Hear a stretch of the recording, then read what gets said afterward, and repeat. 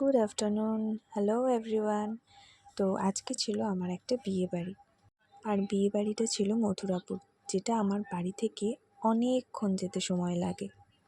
প্রায় 1 ঘন্টা জার্নি করার পর মনে হলো সেই তো বসে বোরই হচ্ছি গাড়িতে, তো একটু ক্যামেরাটা অন করে বক বক করা যাক। তো এখানে দেখো আমি অলরেডি বক বক স্টার্ট করে দিয়েছি। আমার বাড়ি থেকে মথুরাপুরের দিকে যত আসছি, রাস্তার দুপাশে ফাঁকা জমি, ধান ক্ষেত এসব দেখে সত্যিই ভীষণ ভালো লাগছিল। কারণ আমার বাড়ি শহরে না হলেও কিন্তু আমাদের এদিকে মাঠ তেমন আর দেখাই যায় না। ওইদিকে জায়গাগুলো বেশ নির্জন হলেও আমার তো বেশ ভালোই লাগছিল। এদিকে দেখো যেতে যেতে রাস্তার ধারে ধানের গোলাও চোখে পড়লো, যেটা অনেক দিন পর আমি আবার দেখলাম। তো সব মিলিয়ে বেশ ভালোই জার্নি ছিল।